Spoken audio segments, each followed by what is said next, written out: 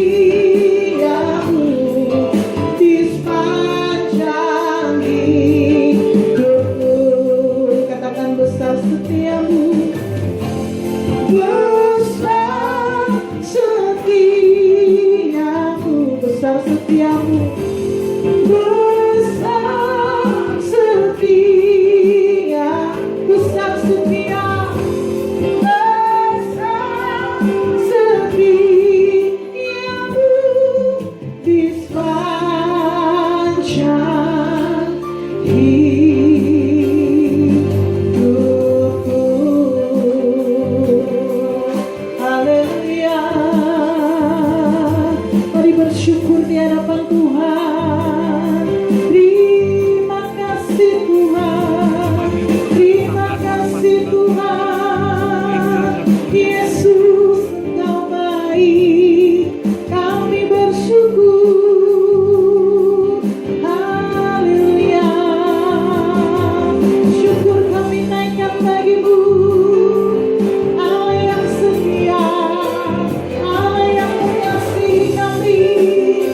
Haleluya, haleluya, haleluya. Segala pujian bagi Allah, bagi Yesus. Haleluya, haleluya. Terpujilah Tuhan, terpujilah Tuhan. Yesus kami bersyukur. Segala yang terbaik kami bersyukur. Untuk segala yang terbaik Kau beri bagi kami Tuhan.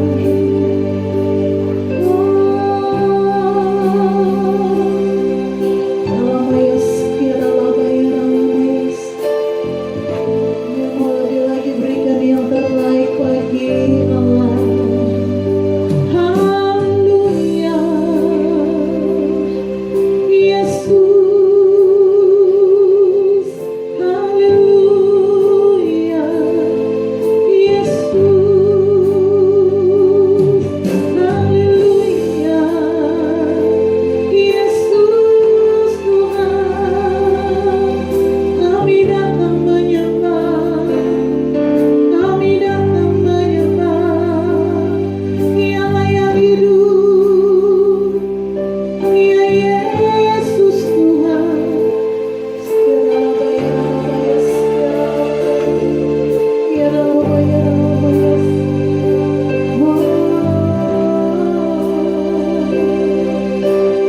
Terima kasih Tuhan. Nyatakan segala yang ajaib dalam hidup kami. Yes. Oh, yes. Ku yakin saat Kau berfirman, ku menang saat Kau bertindak. Katakan hidupku hanya ditentukan oleh perkataanmu. Dengan iman percayamu mari nyatakan, ku aman karena Kau menjaga. Katakan ku kuat karena Kau menopang. Hidupku hanya ditentukan oleh kuasa-Mu.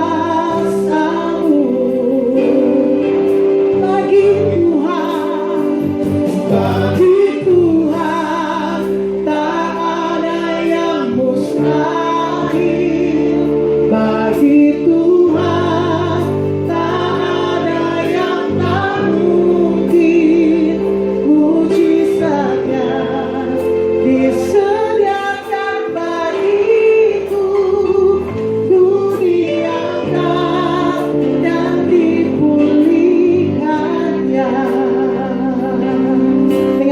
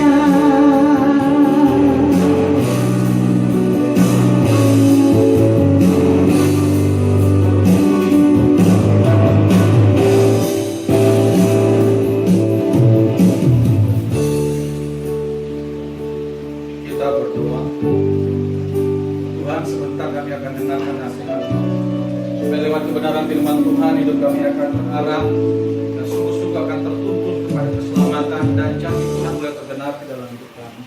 Terima kasih Bapa, kami siap terima nasihat-Mu dalam nama Yesus. Haleluya. Amin. Shalom Bapak Ibu. Kita akan belajar firman Tuhan. Mari kita buka Ayub pasal 1 ayat 1 sampai ayat yang ke-12. Ayub pasal 1 ayat 1 sampai ayat 12. Kita akan belajar, ada satu isi hati Tuhan di sini untuk kita perhatikan baik-baik. Perikopnya kesalehan Ayub dicoba. Ada seorang laki-laki di tanah Uz bernama Ayub. Orang itu saleh dan jujur, ia takut akan Allah dan menjauhi kejahatan. Yang mendapat 7 anak laki-laki dan 3 anak perempuan. Yang memiliki 7.000 ekor kambing domba, 3.000 ekor unta, 500 pasang lembu, 500 keledai betina dan budak-budak dalam jumlah yang sangat besar.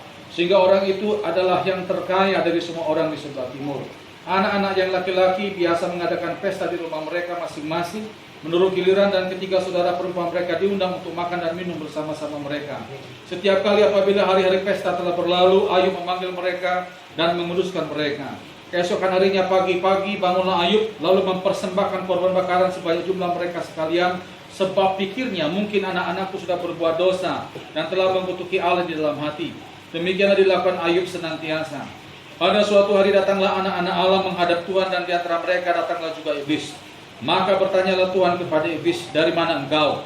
Jawab iblis kepada Tuhan, dari perjalanan mengelilingi dan menjelajah bumi. Lalu bertanyalah Tuhan kepada iblis, apakah engkau memperhatikan hamba-Ku Ayub? Seperti ada seorang pun di bumi seperti dia, yang demikian saleh dan jujur dan takut akan Allah dan menjauhi kejahatan. Lalu jawab iblis kepada Tuhan, apakah dengan tidak mendapat apa-apa Ayub takut akan Allah? Bukankah engkau yang membuat pagar sekeliling dia dan rumahnya serta segala yang dimilikinya? Apa yang dikerjakannya telah kau berkati, dan apa yang dimilikinya makin bertambah di negeri itu. Tetapi ulurkanlah tanganmu dan jamahlah segala yang dipunyainya. Ia pasti mengutuki engkau di hadapanmu. Maka firman Tuhan kepada iblis, nah, segala yang dipunyainya ada dalam kuasamu. Hanya janganlah engkau mengulurkan tanganmu terhadap dirinya. Kemudian pergilah iblis dari hadapan Tuhan. Saudara yang dikasihi Tuhan, kitab Ayub ini ditulis sekitar 600 sampai 400 sebelum Masehi. Dan kitab Ayub ini disebut sebagai kitab teodesi. Theo itu Allah, desi itu adalah keadilan. Kenapa dikatakan demikian? Karena ada banyak orang mempertanyakan tentang keadilan Tuhan di sini. Mengapa? Karena ada orang yang benar, hidup saleh, kenapa kok mengalami penderitaan?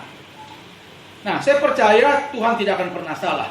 Kita harus punya pemahaman benar sesuai dengan firman Tuhan supaya kita bisa mengerti apa yang menjadi kehendak Tuhan. Nah, kalaupun kisah ini ditulis, pasti ada pesan Tuhan di dalamnya, Bapak Ibu, yang kita akan pelajari pada hari ini. Jadi hari ini kita akan belajar bagaimana Ayub mengalami ujian yang luar biasa dari Tuhan. Sekali lagi, Ayub mengalami ujian dari Tuhan. Sebelum saya lanjut, saya mau nanya Bapak Ibu. Kalau kita menghadapi masalah, dari mana kita bisa tahu bahwa masalah itu adalah ujian dari Tuhan, teguran dari Tuhan, atau hukuman dari Tuhan? Dari mana kita bisa tahu Bapak Ibu? Pada waktu kita menghadapi persoalan hidup atau penderitaan, dari mana kita bisa tahu itu adalah ujian dari Tuhan, teguran dari Tuhan, atau hukuman dari Tuhan? Kebanyakan kita kalau menghadapi masalah berkata, wah, saya lagi diuji Tuhan. Loh, dari mana? Bisa saja itu hukuman Bapak Ibu. Kalau Ayub ini betul-betul ujian. Nah, dari mana kita bisa ngerti itu ujian, teguran, atau hukuman? Coba cek bagaimana kehidupan rohani saudara di hadapan Tuhan. Kalau saudara lagi belajar kudus, belajar taat, lagi sungguh-sungguh ingin menyenangkan hati Tuhan, ada masalah, itu namanya ujian. Ujian hanya diberikan kepada mereka yang belajar. Di sekolah ada proses belajar mengajar, pada waktu-waktu tertentu ada UAS, ada UTS, itu akan dibagikan lembar ujian saudara. Lembar ujian tidak akan mungkin dibagikan kepada preman di pasar, itu tidak mungkin. Karena mereka tidak ikuti proses belajar mengajar.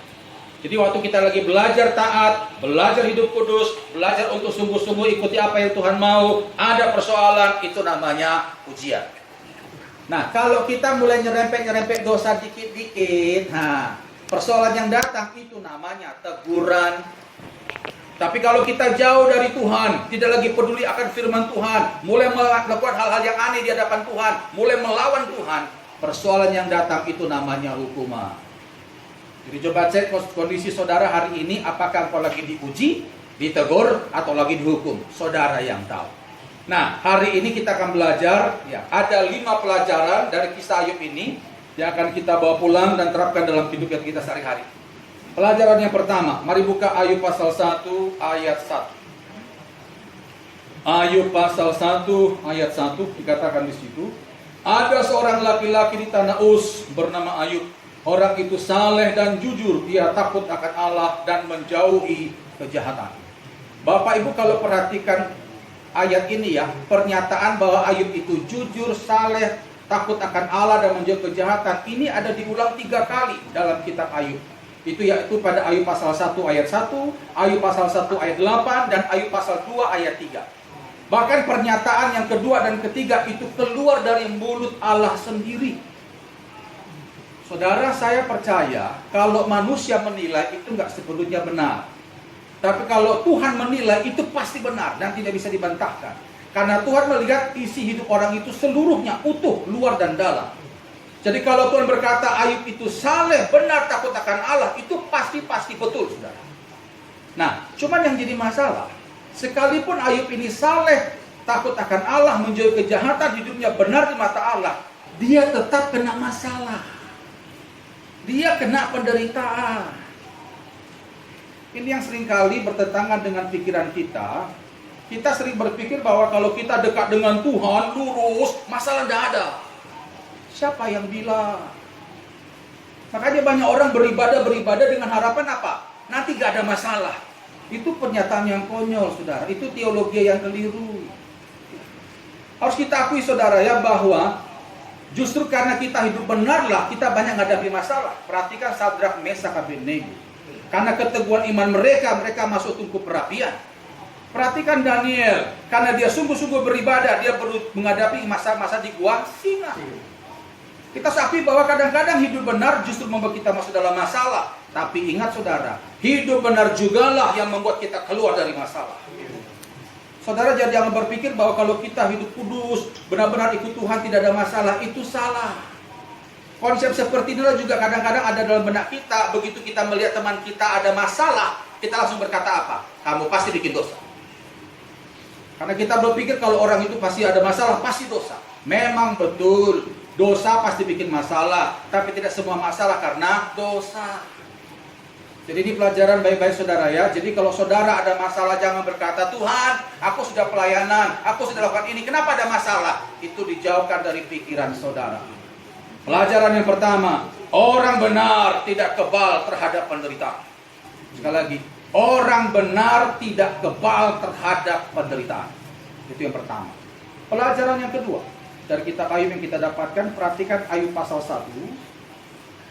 Kalau Bapak Ibu baca ayat 6-12, itu adalah percakapan Tuhan dengan iblis mengenai Ayub. Sempat dikatakan, iyalah, Ayub itu pasti setia karena kau berkati. Coba kasih dia penyakit, kasih dia sesuatu petaka, pasti dia akan nyumpahi engkau. Itu kata iblis. Lalu Tuhan berkata, silakan, tapi jangan sentuh nyawanya. Itu terjadi, saudara, 2 kali, Ayub pasal 1 ayat 6-12, lalu Ayub pasal 2 ayat 1-6. Jadi Ayub setelah ada percakapan antara Tuhan dengan iblis, akhirnya dalam kehidupan Ayub mengalami banyak masalah. Anaknya habis, harta habis, sampai dia kena borok. Saudara, saya mau nanya, pada waktu Tuhan lagi berbicara dengan iblis di atas sana, di alam roh itu, apakah Ayub tahu pembicaraan itu, Bapak Ibu? Tentu tidak. Ayub tidak tahu pembicaraan itu, tapi setelah pembicaraan itu terjadi, tiba-tiba terjadi hal yang luar biasa. Sangat menyakitkan dalam kehidupan nyatanya Ayub. Terjadi hal luar biasa yang sangat menyakitkan dalam kehidupan nyatanya Ayub. Ayub tidak tahu apa yang terjadi di atas, tapi ternyata apa yang terjadi di atas, kesepakatan di atas, membuat sesuatu yang nyata dalam kehidupan Ayub dan dia merasa sakit. Pelajaran yang kedua, alam roh mempengaruhi alam nyata. Alam roh mempengaruhi alam nyata. Ini yang banyak anak Tuhan tidak paham tentang makna pujian penyembahan. Saudara, kalau saudara rajin menyembah, doa sungguh-sungguh di rumah, engkau sedang mengundang alam roh Tuhan yang penuh damai sejahtera turun atas rumah. Saya percaya di rumah ada penyembahan, itu ada damai sejahtera di sana. Karena begitu kita nyembah, kita undang alam roh Tuhan yang luar biasa. Alam nyata kita tuh tenang. Nah, banyak anak Tuhan punya alasan capek lah segala macam, akhirnya jam doa ndak ada. Oh, salah. Kita yang rugi, saudara. Ingat, alam roh mempengaruhi alam nyata. Kalau engkau ingin mengalami terobosan di alam nyatamu, engkau ingin mengalami pemecahan jalan keluar untuk di alam nyatamu, maka menyembahlah, undang alam roh Tuhan hadir dalam hidup saudara. Buka Kisah Rasul 16. Kisah Rasul 16 ayat 25, kita lihat contoh di sini bagaimana Paulus dan Silas menyembah Tuhan. Mereka minta alam roh Tuhan turun di penjara. Apa yang terjadi dengan penjara itu kita lihat. Kisah Rasul 16 ayat 25 dikatakan di sana, tetapi kira-kira tengah malam Paulus dan Silas berdoa dan menyanyikan puji-pujian kepada Allah, dan orang-orang hukuman lain mendengarkan mereka. Mereka nyembah di situ. Akan tetapi terjadilah gempa bumi yang hebat sehingga sendi-sendi penjara itu goyah, dan seketika itu juga terbukalah semua pintu dan terlepaslah belenggu mereka semua. Contoh seperti ini banyak, saudara. Waktu mereka nyembah, alam roh Tuhan turun dan terjadi mujizat yang luar biasa. Saya percaya Bapak Ibu pasti ngalami kan? Ya. Saudara mungkin sakit. Nah, di alam nyata itu sakit. Begitu kita doa penyembahan minta kuasa Tuhan turun, tiba-tiba terjadi kesembuhan di alam nyata. Nah itu. Jadi kita belajar bahwa alam roh mempengaruhi alam nyata. Ya, dulu pernah saya sharing di sini, saudara ya, pas waktu masih di ibadah offline, seorang ibu lagi masak, ya, dia menyanyi muji Tuhan karena dia pendoa. Waktu dia lagi masak, tiba-tiba Roh Kudus bicara, hentikan masakmu, masuk kamar, doa. Dia tahu itu suara Tuhan. Akhirnya dia masuk kamar, dia doa, dia nyembah. Nah, karena tidak disuruh doa tertentu, dia doa umum yang dia tahu saja. Dia doakan keluarganya, doakan pokoknya yang dia tahu lah. Habis dia doa, terus dia kembali masuk ke dapur, masak lagi. 1 jam kemudian, anaknya perempuan dari Amerika telepon. Ya, dia bilang gini, Ma, aku kecelakaan, Ma. Mamanya kaget sudah. Nah, terus kamu gimana, nak? Lalu anaknya jawab, nggak apa-apa, Ma. Lecet pun tidak, tapi mobil hancur di jalan tol. Jadi tabrakan beruntun, soal di belakang itu ada trailer. Terus mamanya tanya, kapan itu, nak? Kapan? Lalu anaknya menjawab, 1 jam lalu. Berarti pada waktu ibu itu doa. Tuhan menjadikan kita partner doanya, rekan sekerja Allah. Doa orang yang benar, bila dengan yakin didoakan sangat besar kuasanya. Karena ibu ini disuruh berdoa dan dia turut, saudara ya. Akibat doa ibu itu, alam roh Tuhan bekerja sehingga akhirnya di alam nyata anaknya keselamatan terjadi. Amin. Jadi ingat, saudara ya, alam roh mempengaruhi alam nyata. Jangan pernah tinggalkan doa dan penyembahan saudara di rumah saudara masing-masing. Yang setuju katakan amin. Amin. Jadi itu pelajaran yang kedua, alam roh mempengaruhi alam nyata. Yang ketiga, mari buka Ayub pasal 2. Ayub pasal 2 ayat 11 sampai 13. Pelajaran ketiga yang kita akan dapatkan dari kisah Ayub ini.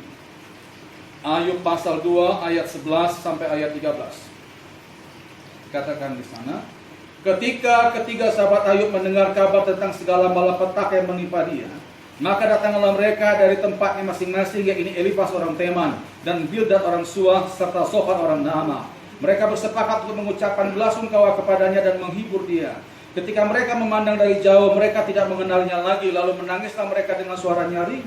Mereka mengoyak jubahnya dan menaburkan debu di kepala terhadap langit. Lalu mereka duduk bersama-sama dia di tanah selama 7 hari 7 malam. Seorang pun tidak mengucapkan sepatah kata kepadanya karena mereka melihat bahwa sangat berat penderitaannya. Saudara, kalau konglomerat jatuh bangkrut itu semua kedengaran, saudara. Ya, apalagi ini kan orang paling kaya waktu itu, Ayub. Semua orang dengar. Dan akhirnya mereka datang. Ini teman-teman akrabnya daripada Ayub. Begitu mereka datang lihat Ayub, nangis, saudara. Ayub yang dulu mungkin gemuk, terawat, putih, bersih. Alkitab katakan borokan. Saya percaya pasti kurus dia. Saya percaya pasti tidak mandi. Ya. Karena semua tidak ada, uang udah nggak ada, semua nggak ada. Dan boroknya dia, saking gatalnya, kuku yang ada di jarinya nggak bisa menghilangkan gatal itu waktu digaruk. Jadi pakai beling dia garuk. Bisa bayangkan jadi apa itu kulit, saudara? Pasti sudah berluka banyak nanah. Ya. Saya dulu pernah sakit bisul, saudara ya, itu baunya luar biasa. Jadi lebih daripada bisul ini. Jadi bisa bayangkan begitu teman-temannya lihat Ayub seperti itu, nangis, saudara, karena nggak nyangka betapa parahnya penderitaan Ayub. Nah, kalau saudara baca ya, begitu teman-temannya datang, Mereka itu cuma nangis-nangis, diam selama seminggu.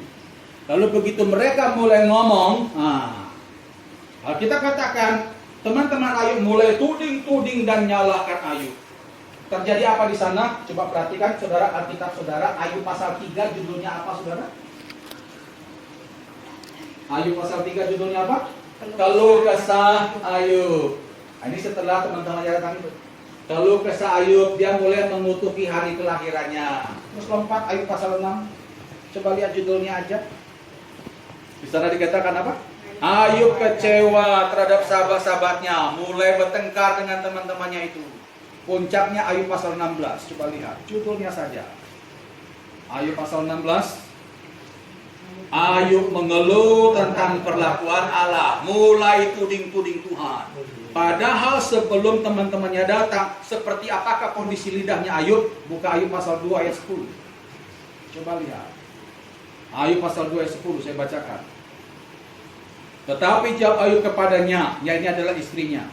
Engkau berbicara seperti perempuan gila. Apakah kita mau menerima yang baik dari Allah tetapi tidak mau menerima yang buruk? Dalam kesemuanya itu Ayub tidak berbuat dosa dengan bibirnya. Penderitaan yang sedemikian parah itu sampai membuat tubuhnya dan karu-karuan boroknya tidak membuat Ayub bersalah dengan bibirnya. Dia mulai bersalah dengan bibirnya setelah apa? Teman-temannya datang. Dia mulai kutuki hari kelahirannya, mulai nyala-nyalahi temannya, dan terakhir dia mulai salahkan Tuhan. Pelajaran yang ketiga, teman dekat mempengaruhi iman. Ayub jatuh bukan karena penderitaan, tapi karena teman-temannya. Sekalipun dia dekat dengan Tuhan, kesalehannya diakui oleh Tuhan, tapi imannya rontok gara-gara pergaulan. Saudara, saya mau beritahu, kita ini bisa sukses Bapak Ibu, bukan hanya sekedar belajar, kerja keras, dan doa. Saudara mesti jaga pergaulan baik-baik. Karena saya perhatikan banyak anak Tuhan yang sudah kerjaannya bagus, pelayanannya bagus, rumah tangga bagus, akhirnya rusak gara-gara salah bergaul. Banyak saya perhatikan kita tuh kalau milih tempat wisata jago, pintar, ya. Tempat kuliner pintar, pilih HP pintar. Tapi untuk teman dekat banyak yang salah. Banyak sekali salah. Nah, firman Tuhan katakan dalam 1 Korintus 15, coba kita buka. 1 Korintus 15.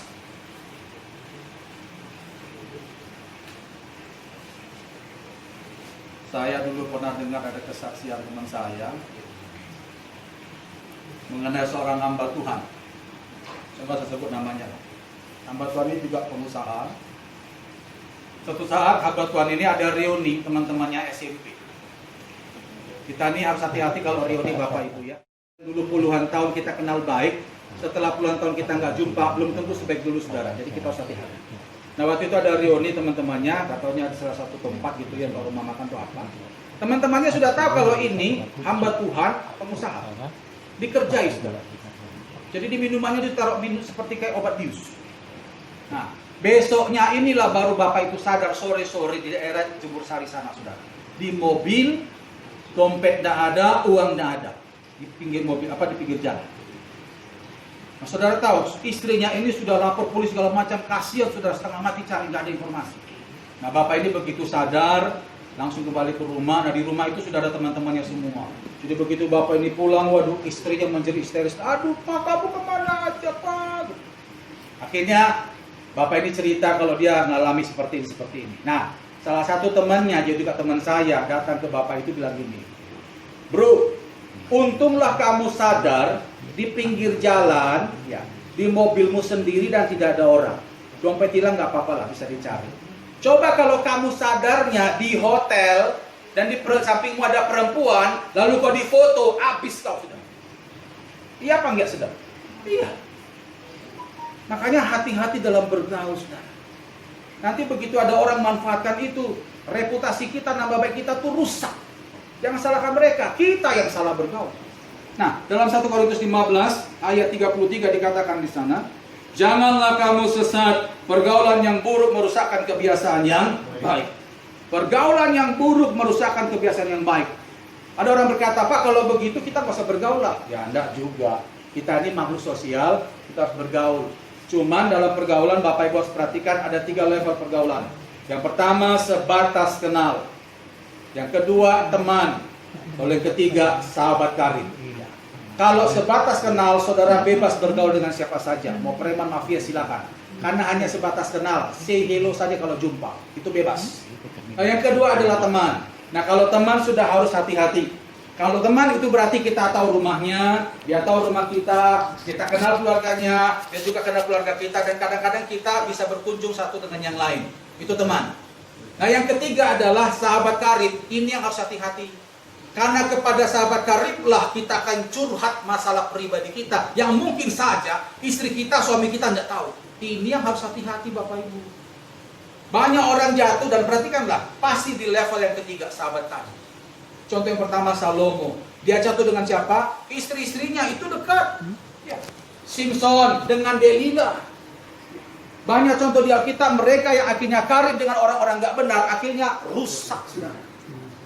Contoh yang bagus dalam pergaulan adalah Daniel. Daniel punya teman Sadrak, Mesak, Abednego, anak-anak yang takut akan Tuhan. Karena mereka takut akan Tuhan, perhatikan, karir mereka di kerajaan Media Persia itu bagus. Mereka pun diberkati Tuhan, itu luar biasa. Jadi saudara, hati-hati dalam bergaul. Nah, ada orang bertanya pada saya, Pak, kira-kira yang layak dijadikan teman itu bagaimana ciri orangnya? Setidaknya ada 3. Yang pertama, harus memiliki kedewasaan berpikir. Harus dewasa berpikir. Saudara, kalau kita bergaul dengan orang yang dewasa berpikir, ya, itu wawasan kita luas. Yang semula kita emosian, begitu dapat pencerahan, akhirnya apa? Bisa tahan emosi. Yang semula kita berpikir pilihan hanya satu, begitu dijelaskan oleh teman kita yang dewasa berpikir, oh ternyata pilihan banyak kok. Jadi yang pertama, dewasa berpikir. Yang kedua, buka Amsal 20:19. Ini yang layak dijadikan teman. Amsal 20 ayat yang ke-19. Dikatakan di situ, siapa mulut yang pada waktu engkau ceritakan masalah pribadimu, dia bisa jaga betul itu. Kalau bocor mulut sudah, jauhkan aja saudara, sekalipun dia orang kaya. Hati-hati untuk itu. Lalu yang ketiga adalah takut akan Tuhan. Ini penting. Kalau kita punya sahabat karib takut akan Tuhan, tatkala dia tahu masalah kita ada, tatkala dia tahu kita susah, dia akan dukung kita dalam doa. Dia akan memberikan nasihat untuk menguatkan iman kita. Nah, itu jadikan sahabat karib saudara. Jadi ini pelajaran yang ketiga, bahwa teman dekat mempengaruhi iman. Jatuhnya Ayub akhirnya menyalahkan Tuhan bukan karena penderitaan, tidak, tapi karena godaan dari teman-teman karibnya itu. Itu pelajaran yang ketiga. Pelajaran yang keempat, mari buka Ayub 42. Ayub pasal 42 ayat 5 sampai 6. Ayub 42 ayat 5 sampai 6 dikatakan di sana, hanya dari kata orang saja aku mendengar tentang engkau, tetapi sekarang mataku sendiri memandang engkau. Oleh sebab itu aku mencabut perkataanku, dan dengan menyesal aku duduk dalam debu dan abu. Ayat 10, lalu Tuhan memulihkan keadaan Ayub setelah ia meminta doa untuk sahabat-sahabatnya, dan Tuhan memberikan kepada Ayub 2 kali lipat dari segala kepunyaannya dahulu. Dari sekian pasal panjang perdebatan antara Ayub dengan Tuhan, akhirnya Ayub menyatakan dirinya salah. Dia berkata, Tuhan, selama ini aku hanya dengar kata orang saja tentang engkau. Lewat semua penderitaan ini, aku akhirnya mengenal engkau. Aku bersalah, Tuhan. Aku cabut semua perkataanku. Lalu dia menyesal, dia minta ampun pada Tuhan. Karena Ayub berbuat seperti itu, maka Ayub pasal 42 ayat 10 dikatakan, Tuhan memulihkan keadaan Ayub 2 kali lipat daripada sebelumnya. Pelajaran yang keempat, pengakuan dosa menghasilkan pemulihan. Pengakuan dosa menghasilkan pemulihan. Saudara, banyak orang tidak menganggap penting tentang penyelesaian dosa. Saudara, dosa adalah penghalang berkat yang tidak kelihatan. Ini yang kami sering kali pakai dalam konseling pelepasan. Kami tidak akan doakan orang sebelum orang itu sungguh-sungguh mau mengaku dosa dan bertobat dari dosanya. Saudara tahu, kalau kita nggak bereskan dosa kita, kalau kita nggak mengaku dosa kita, kalau kita sakit saudara nggak akan disembuhkan Tuhan. Percayalah. Saudara tahu ayatnya di mana? Mari buka Yakobus 4. Yakobus 5 ayat 16. Yakobus 5 ayat 16. Saudara, menurut dunia, ya, orang bisa mengalami perubahan yang lebih baik itu karena 3. Yang pertama karena cinta, yang kedua karena uang, lalu yang ketiga karena pendidikan. Karena cinta. Saya percaya kita semua pernah jatuh cinta lah ya. Akibat jatuh cinta akhirnya kita yang jarang keramas, akhirnya keramas, ya kan? Karena mau ketemu dengan si doi. Yang bajunya jarang disetrika, akhirnya apa? Disetrika. Intinya saudara, gara-gara kita jatuh cinta, hidup itu berubah. Yang kedua adalah karena harta. Kalau ini kita sudah tahu jelas lah. Uang sedikit dengan uang banyak itu beda kondisinya. Lalu yang ketiga karena pendidikan. Orang kalau mendapat pendidikan yang lebih tinggi, biasanya hidupnya lebih bagus, lebih tertata. Karena pola pikirnya sudah lebih bagus. Pertanyaannya, Ayub bisa berubah menjadi lebih baik. Dari 3 itu yang mana dia dapatkan? Cinta tidak ada. Istrinya nyuruh dia ngutuki kok, ngituki Tuhan. Yang kedua dari sisi harta. Bank mana yang mau kembali, mau bisa kasih pinjamkan uang untuk dia kembali bekerja? Oh, semua sudah habis. Apa yang mau dianggunkan di bank? Tidak ada. Lalu yang ketiga, pendidikan. Apakah kita berkata, pergilah Ayub ke Belanda ngambil S3? Tidak ada. Lagian juga saudara, sekolah mana yang mau menerima orang boroan? Tidak ada. Ayub dipulihkan karena mengaku dosa. Coba buka Yakobus 5 ayat 16a. Yakobus 5 ayat 16a dikatakan, karena itu hendaklah kamu saling mengaku dosamu dan saling mendoakan supaya kamu sembuh. Nggak cuma sekedar doa, tapi harus ada pengakuan dosa. Kalau kita mengaku dosa, separah apapun kondisi kita, Tuhan pasti akan pulihkan. Saya banyak lihat dalam pelayanan kelepasan orang-orang yang hancur-hancuran, begitu datang ke Tuhan rendah hati, nangis, Tuhan pulihkan luar biasa. Cuma kalau cerita ini panjang saudara ya. Tapi intinya adalah firman Tuhan sudah ya dan amin berkata, pada saat kita mengaku dosa, kita berdoa, maka kita mengalami kesembuhan. Itu dibuktikan lewat kisah Ayub. Begitu dia cabut semua perkataannya, dia menyesal, dia minta ampun pada Tuhan. Tuhan bukan cuma sekedar memulihkan, tapi dikembalikan 2 kali lipat. Itu pelajaran yang keempat. Pengakuan dosa menghasilkan pemulihan. Pelajaran yang kelima, yang terakhir. Mari buka Ayub pasal 42. Ayub 42 pada ayat yang ke-7 sampai ayat yang ke-10. Ayub 42 ayat 7 sampai 10. Setelah Tuhan mengucapkan firman itu kepada Ayub, maka firman Tuhan kepada Elifas orang Teman, murkaku menyala terhadap engkau dan terhadap kedua sahabatmu, karena engkau tidak berkata benar tentang aku seperti hambaku Ayub.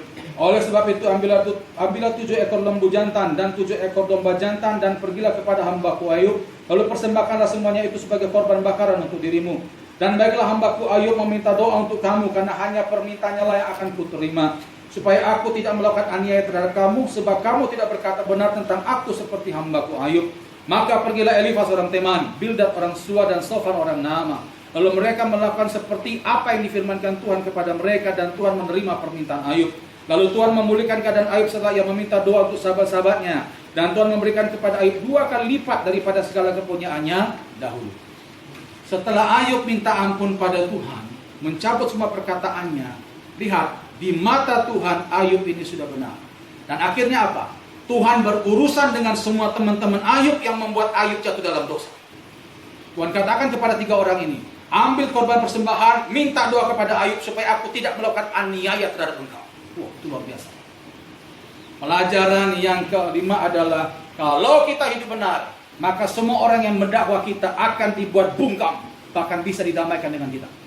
Kalau kita hidup benar, maka Tuhan akan membungkam para pendakwa, bahkan bisa mendamaikannya. Maka saya katakan tadi di awal, setiap menghadapi masalah, biasakan bereaksi benar. Kalau kita bereaksi benar, maka Tuhan akan bela kita. Siapapun lawan kita akan berurusan dengan Tuhan. Dan musuh itu akan dibuat damai dengan kita. Coba buka sebentar Amsal 16 ayat 7. Amsal 16 ayat yang ke-7. Jadi saudara nggak usah takut pada siapapun, hanya saja pastikan kita hidup benar. Amsal 16 ayat 7 dikatakan di sana, jikalau Tuhan berkenan kepada jalan seseorang, maka musuh orang itu pun didamaikannya dengan dia. Kalau kita hidup benar, maka ada orang yang dulu pernah macam-macam dengan kita, bisa buat damai. Contohnya kisah Ayub ini. Ada orang berkata gini, Pak, kalau ternyata kita sudah baik dengan orang itu, tapi orang itu gak mau damai, tenang saja saudara. Tuhan akan berurusan keras dengan orang itu. Lihat ayat terakhir Keluaran 23. Saya selalu pegang ayat ini kalau ada orang macam-macam dengan saya. Yang penting kita jangan aneh-aneh aja. Keluaran 23. Kita bersyukur kita punya Allah yang sangat-sangat menjaga kita luar biasa. Keluaran 23 ayat 20 sampai 22. Keluaran 23 ayat 20 sampai 22. Dikatakan di sana, sesungguhnya aku mengutus orang malaikat berjalan di depanmu untuk melindungi engkau di jalan dan untuk membawa engkau ke tempat yang telah kusediakan.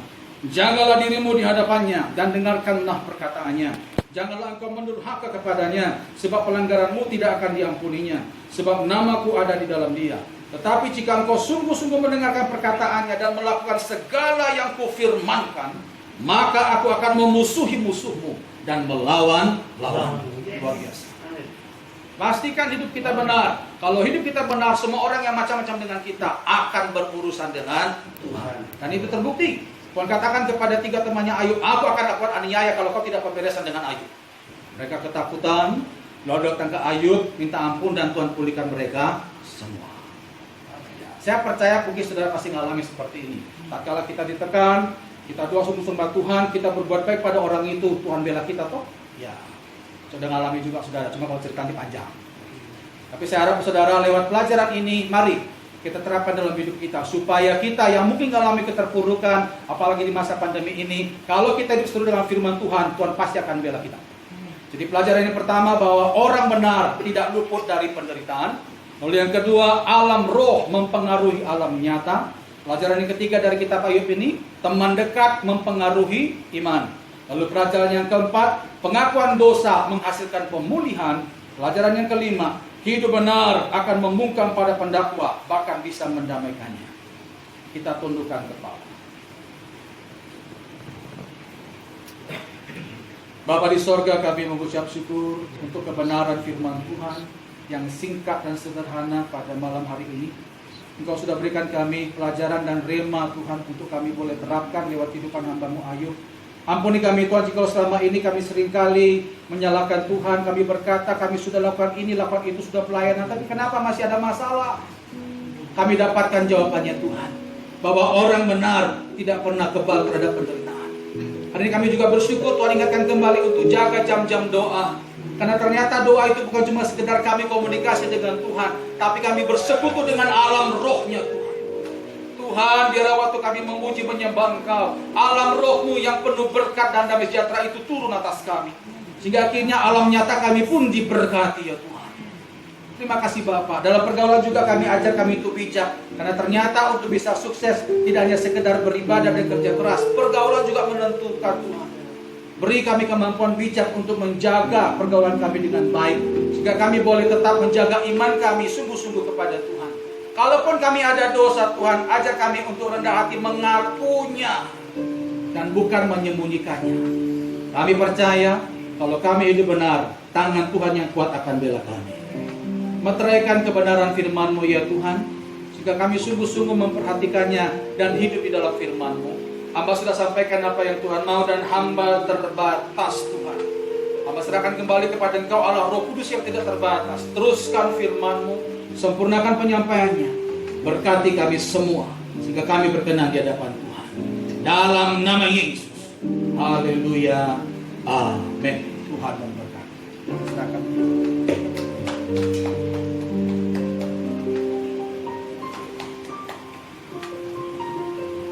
Haleluya.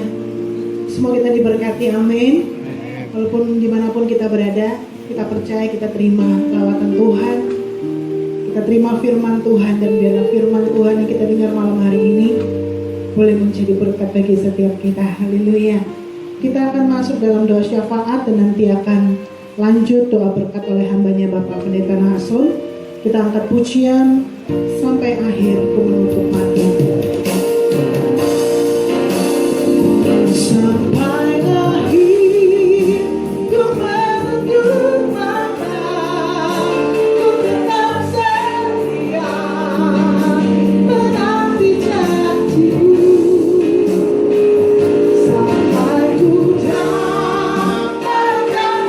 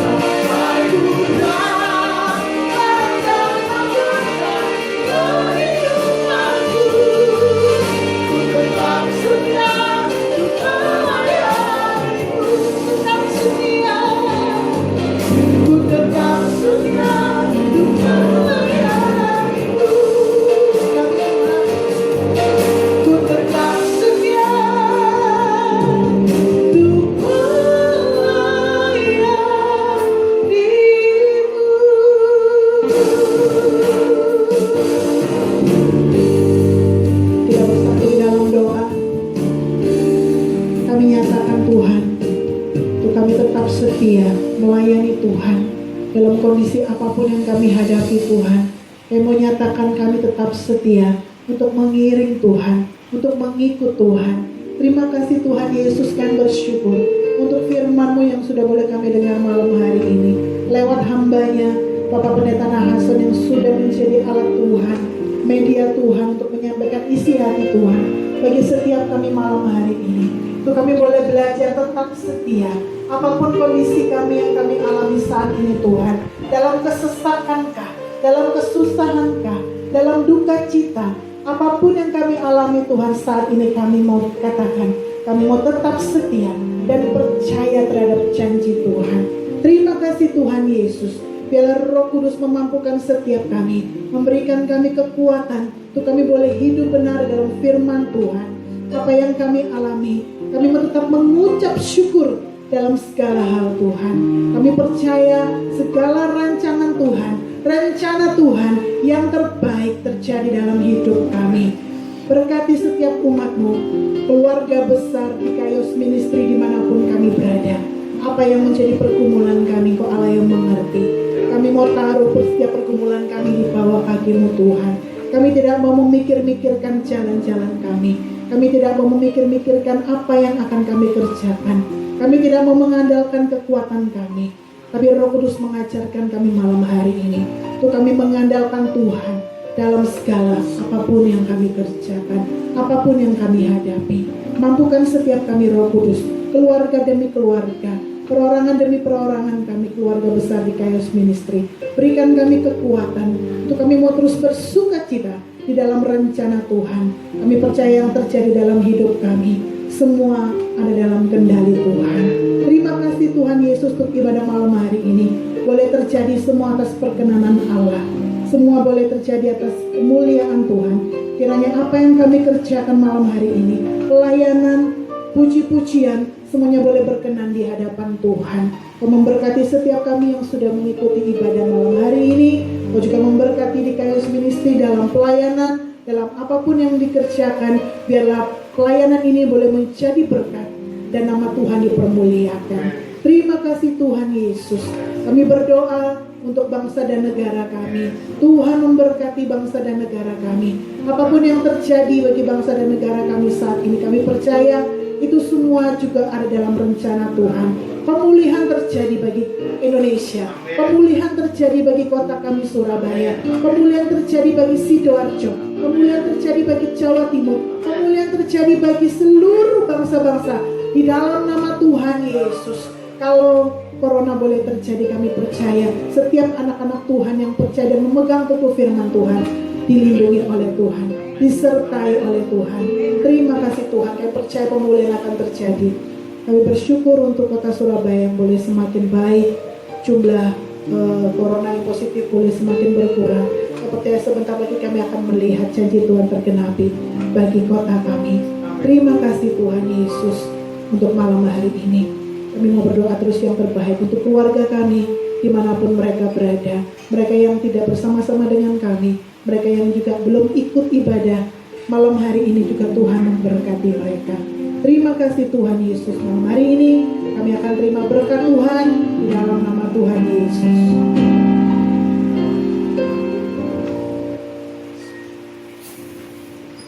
Terima kasih Tuhan untuk ibadah pada malam hari ini. Kau akan berkati juga keluarga Pak Marsil sini yang menjadi penyelenggaraan ibadah. Kau akan terus memberkati dan memakai keluarga ini Tuhan berkenan di hadapan Tuhan. Terima kasih Bapa di sorga. Terima kasih Tuhan Yesus. Terima kasih Roh Kudus. Sempurnakan pujian, sempurnakan penyembahan, kuasa urapan hadirat ini boleh kami rasakan pada malam hari ini Tuhan. Sempurnakan semua doa-doa yang sudah kami naikkan, materaikan firman yang sudah kami dengar, sehingga seluruh ibadah kami pada malam hari ini boleh naik ke takhta-Mu yang kudus, menjadi persembahan yang harum menyenangkan hati Tuhan. Kalau sebentar kami akan istirahat dan malam hari kami akan lewati malam-malam bersama dengan Tuhan, dan kami percaya kami akan lewati semua bersama dengan berkat-berkat Tuhan. Kami angkat kedua tangan kami angkat juga wajah kami ke takhta-Mu yang kudus, dan kami percaya berkat yang kami terima pada hari ini adalah berkat dari Allah Abraham, Ishak dan Yakub yang kami sembah di dalam nama Tuhan Yesus Kristus. melalui kuat kuasa persekutuan dengan Roh-Mu yang kudus Tuhan. Itu yang selalu membimbing, mengarahkan, menuntun, mengubahkan, menyempurnakan iman, pengharapan dan kasih kami kepadamu ya Allah. Dan kekuatan-Mu yang dahsyat itu memberkati kami. Mulai hari ini sampai Tuhan Yesus datang kembali, bahkan sampai selama-lamanya. Di dalam nama Yesus, kita semua yang percaya diberkati Tuhan bersama katakan amin.